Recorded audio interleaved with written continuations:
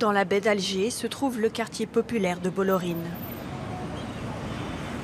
L'an dernier, au début du soulèvement populaire, nous avions filmé le quotidien de Jamal Azizi. À l'époque, ce gardien de parking et ses collègues écoutaient en boucle l'hymne des manifestants. Des paroles que Jamal ne veut plus entendre.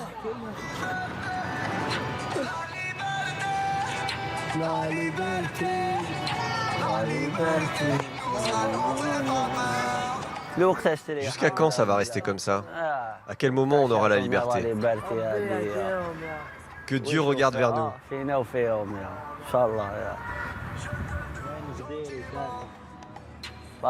Cette chanson, maintenant quand je l'écoute, je vais pas te mentir, mon cœur se serre. En Algérie, on vit toujours dans une grande prison. On est coincé. Depuis qu'il y a des protestations, ça a empiré et ça va encore empirer. Voilà la monnaie.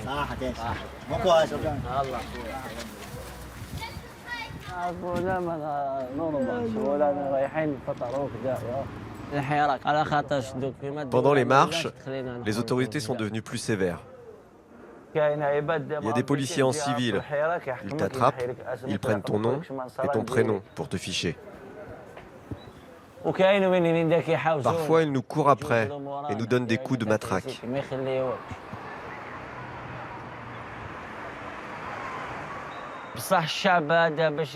Pour que le peuple puisse améliorer le pays, il faut que l'État lui donne du pouvoir. Pour l'instant, ce n'est pas le cas. On prie Dieu pour que ce pays s'améliore. On aime notre pays et on priera pour qu'il change pour la prochaine génération. Mais pour nous, c'est déjà trop tard. Après un an de mobilisation, beaucoup d'Algériens désespèrent de voir un jour le changement et craignent même un retour en arrière. Il y a un an, nous étions dans la capitale lorsqu'a commencé ce que les Algériens appellent le Hirak, le mouvement en français. C'était le 22 février 2019.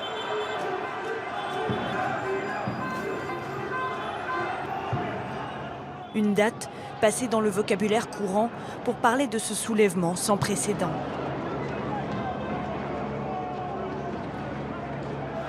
Des millions d'Algériens se rassemblent, semaine après semaine, comme Jamal, le gardien de parking.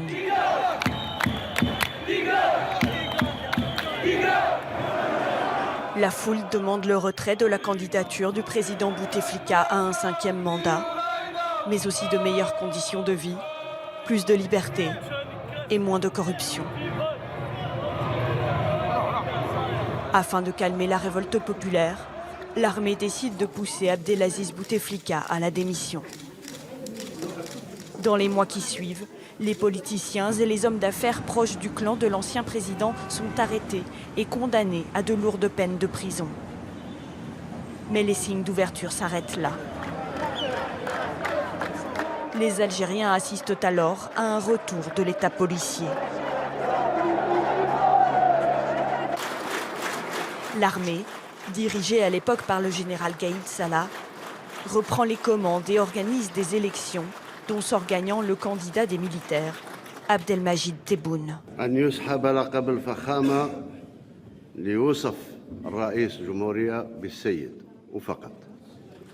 nouveau visage pour un système politique inchangé.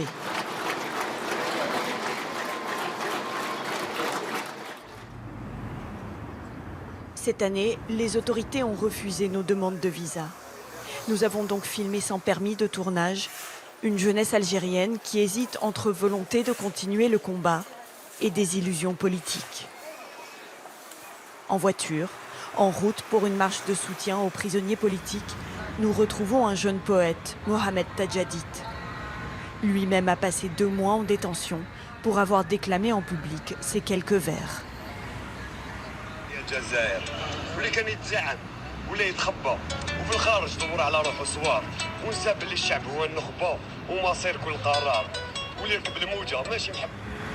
Aujourd'hui, le jeune militant vit en liberté conditionnelle et risque 18 mois d'incarcération à sa prochaine audience au tribunal. Je te rappelle et on se capte. Demain, j'ai mon procès. Merci, que Dieu te garde. Je ne sais pas à quelle heure c'est, ni ce qui va se passer. Ces menaces de condamnation ne l'empêchent pas de continuer son combat. Bien au contraire. À 26 ans, le jeune homme est devenu une célébrité parmi les manifestants.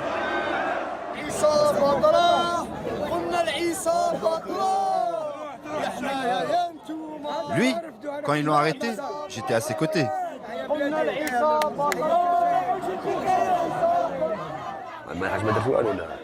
Je n'ai rien fait.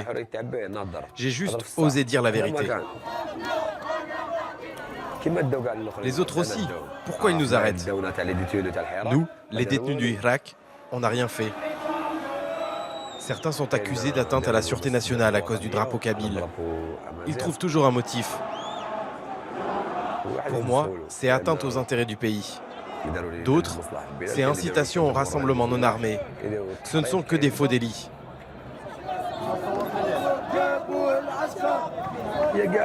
Ils sont capables de te coller n'importe quoi. Ils nous utilisent comme des otages.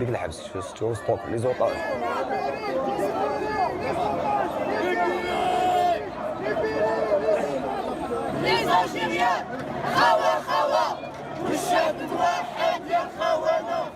On est comme une grande famille. Ça remonte le moral, ça nous encourage. Moi, ce que j'exprime, ce sont les souhaits du peuple. Je n'ai rien inventé.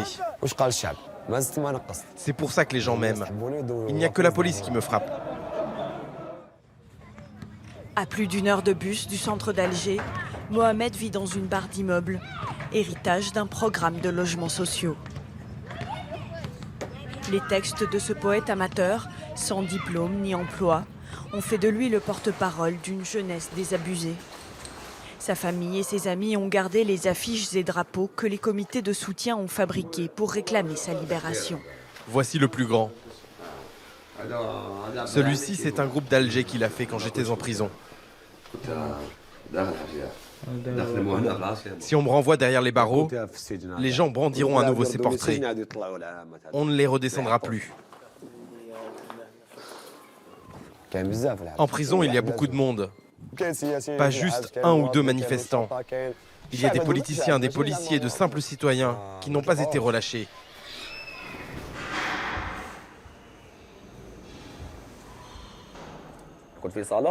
On était tous dans une cellule de droit commun, avec toutes sortes de cas.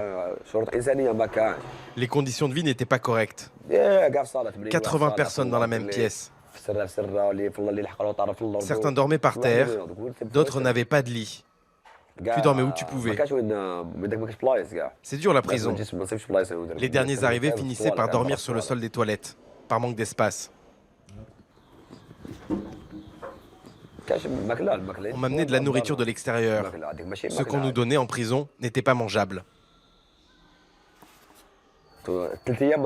Une fois, on a passé 3-4 jours sans eau potable. Je suis allé voir le directeur pour me plaindre. Là-bas aussi, j'ai voulu faire changer les choses.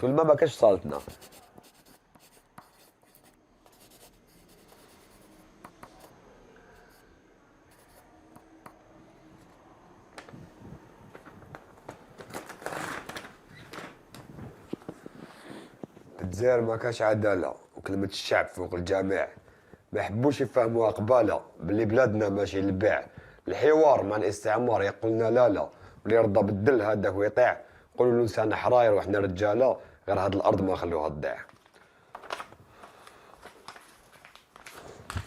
Comme Mohamed, plusieurs centaines de militants vivent ainsi en sursis, sous la menace permanente d'arrestation et de retour en prison. L'objectif des autorités, faire taire le Hirak et les espoirs de changement qu'il a soulevés. Pendant quelques semaines, Amel Zen avait cru en avoir fini avec la censure politique, avant de déchanter.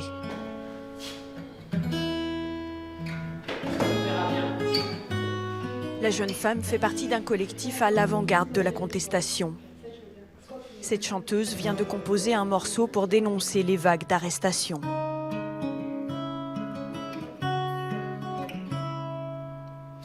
مشيت وكرا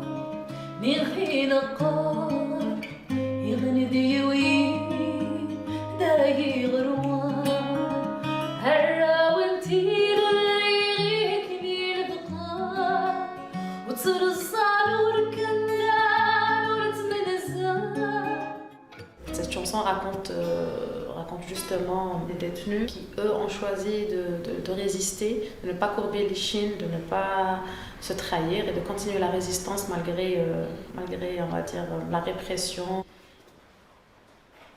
La première partie du Hirak a fait que là, il y a eu le départ de Bouteflika. Et là, à la surprise du pouvoir en place, le Hirak qui continue. Ce n'était pas juste pour le 5e mandat. Le peuple était sorti le 22 février pour dire non au 5e mandat, mais aussi pour la rupture totale avec le système en place.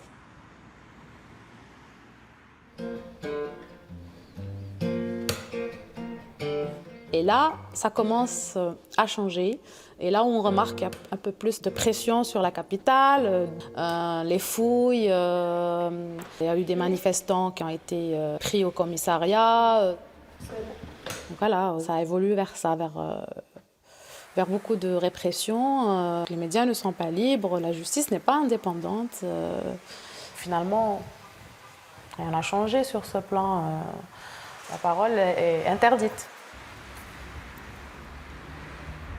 Il y a un an, Amel avait fait partie des premiers à répondre à l'appel du 22 février. Depuis, la jeune femme rejoint les rangs des manifestants tous les vendredis. Elle refuse de se voir voler leur révolte par le nouveau pouvoir en place. Nous n'avons pas encore eu ce qu'on voulait. Ce qu'on veut, c'est le départ de tout le système et non pas juste de quelques visages de ce système. Et un an après le Hirak, certes, il y a eu beaucoup d'acquis, mais le système n'est pas encore parti. Voilà. Eux, ils sont là, le peuple est toujours là, le Hirak est toujours là, toujours persévérant et constant. Comme beaucoup d'Algériens, Amel a le sentiment d'avoir été instrumentalisé par l'armée. Loin du renouvellement de la classe politique espérée, les militaires ont imposé leur candidat.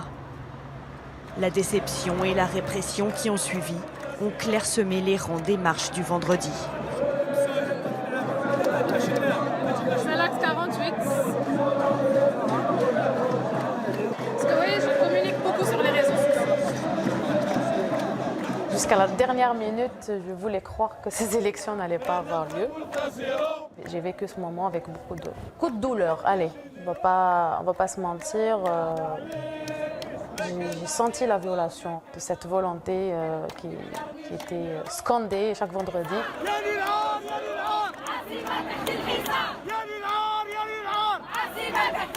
C'est quand même passé et nous on continue à sortir.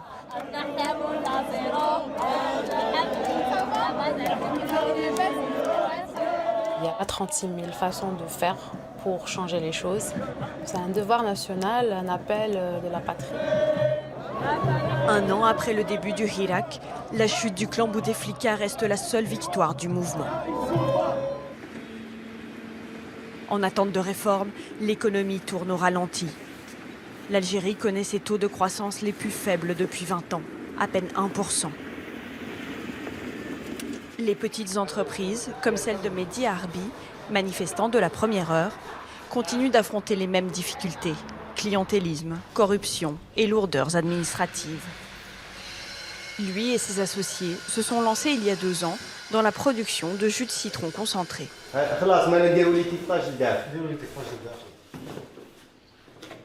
On sait que le pays était dirigé par une bande de pages.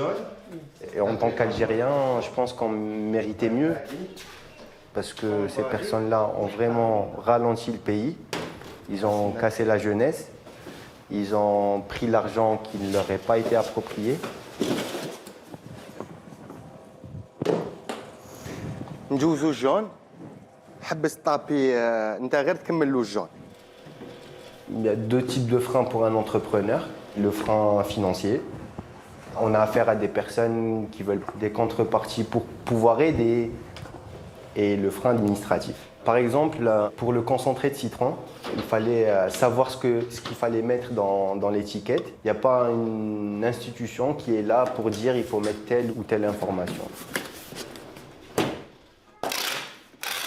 Les institutions étatiques ne sont pas là pour conseiller ou orienter l'entrepreneur. Elles sont là beaucoup plus pour le sanctionner. Le reçu de paiement, ou les analyses. Ils nous ont demandé de modifier l'étiquette par rapport à certaines données. Il fallait mettre des intervalles et non pas des données vraiment fixes. Donc du coup, là on va refaire l'étiquette avec les nouvelles données qu'on a. Depuis la création de la société, ils ont déjà été sanctionnés à plusieurs reprises. Ce qui ne décourage pas le jeune homme de 28 ans qui veut désormais se lancer dans la restauration. Lui réclame plus de liberté, que ce soit de s'exprimer comme d'entreprendre. Maintenant, on sait qu'on représente l'opposition. Le fait de dire non, telle chose ou telle chose ne nous plaît pas. Non, je pensais que vraiment il venait ici de ramener de l'argent. C'est déjà un grand pas du Hirak. Maintenant, il faut vraiment qu'on œuvre pour un gouvernement qui est légitime, avec une justice indépendante, avec une société qui est méritocratique, que le meilleur gagne, qu'il y ait de l'emploi pour tout le monde. Et c'est ça principalement les revendications du Hirak. Un optimisme de plus en plus rare chez les manifestants. Dans les rues d'Alger, la désillusion semble être le sentiment le plus partagé. Nous retrouvons Jamal dans son quartier de Bolorine. Après des études pour devenir électricien, il n'a jamais trouvé de travail dans son domaine, si ce n'est des petits boulots, comme aujourd'hui sur ce chantier.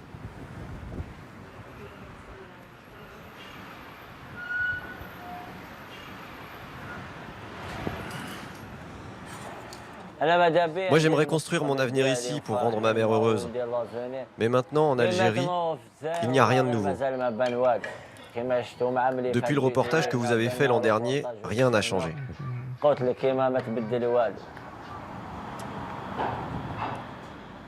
Ils nous disent d'être patients, que les réformes vont arriver, mais on attend toujours.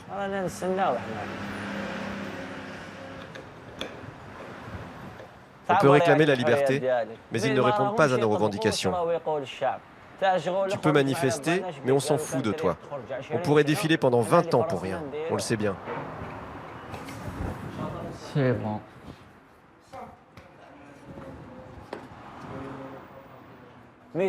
C'est tellement le vide dans ce pays pour nous que n'importe qui a envie de se défoncer. Même dehors, il n'y a rien. On n'a rien.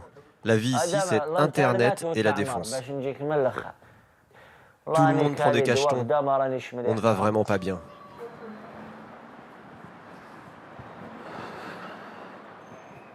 Loin des lendemains qui chantent et de l'euphorie révolutionnaire, c'est la gueule de bois pour la génération de Jamal.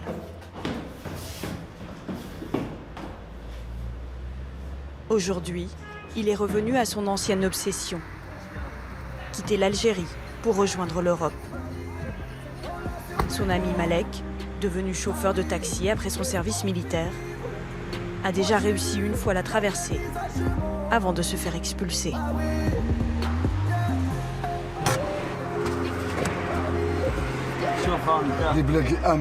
Regarde ces pays d'espoir, c'est l'Angleterre. Ça, c'est la Suisse. L'Angleterre. Vive la reine, mon frère. Vive cette femme qui gère le pays. J'aimerais bien dire qu'il y a de l'espoir pour l'Algérie, mais rien. Non, rien de rien.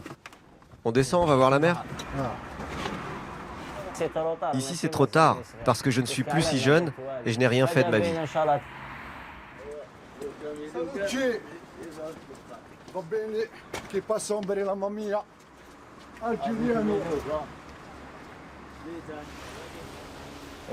Si ça reste comme ça, je vais me préparer à l'immigration. Je sais manier une barque. Si Dieu le veut, ça marchera. Je n'ai pas peur de la mort.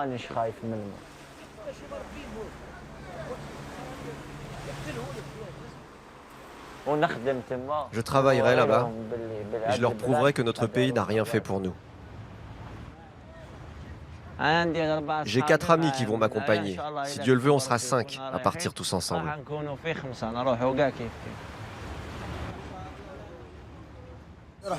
Les Algériens te diront toujours « Je préfère être bouffé par les poissons que par les vers ». Pour moi, il est temps de partir. Je veux faire comme lui. Il me dit que c'était mieux là-bas. Ici, tu ne peux pas te construire un avenir. Tu travailles pour survivre, c'est tout. Rien que depuis le début de l'année, les gardes-côtes ont déjà arrêté plus de 300 candidats à l'immigration illicite. Mais impossible de dire combien ont réussi ou échoué. Dans sa cité HLM, nous retrouvons Mohamed chez ses parents. Au petit matin, le jour de son procès.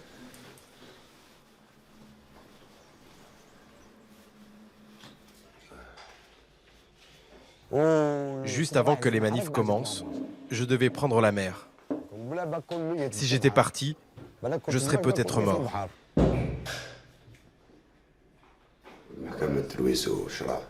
Aujourd'hui, on va aller au tribunal pour mon procès.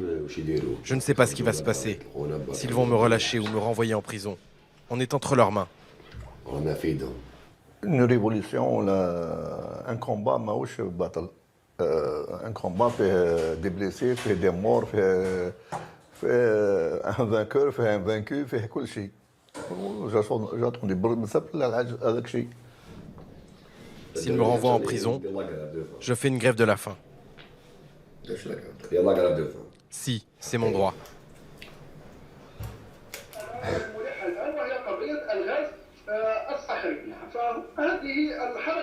Je suis innocent. Je n'ai rien fait. Ils veulent me garder pour me censurer. Ce régime est incompétent. Je ne suis qu'un jeune de 26 ans sans éducation et je les dérange. Je leur fais peur rien qu'avec mes paroles.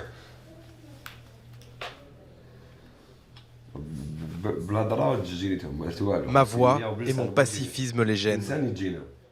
Je retournerai en prison, que veux-tu faire? Je ne vais pas m'enfuir. Je ne vais pas me battre.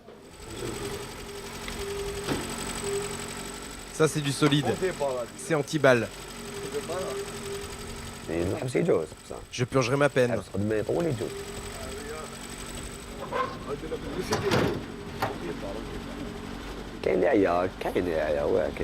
Aujourd'hui, il y a des Algériens qui fatiguent, qui sont lassés. Mais ils vont se réveiller de nouveau. Ils verront que rien n'a changé dans le système.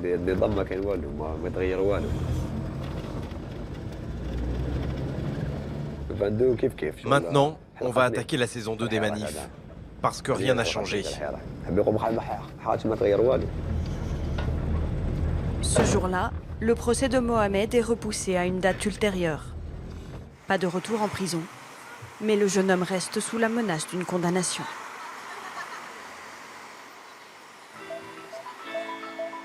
Loin des regards, Amel prépare la sortie d'un album avec des musiciens des deux côtés de la Méditerranée.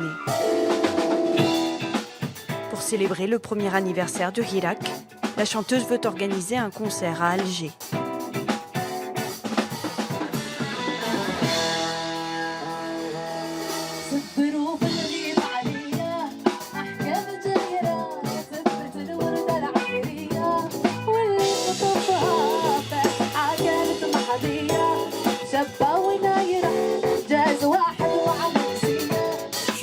Je suis fière de mes compatriotes qui ont résisté, qui continuent le combat. C'est aussi un message d'espoir à la liberté pour continuer le combat, pour dire que la liberté va venir. Certes, ce n'est pas demain, mais elle viendra.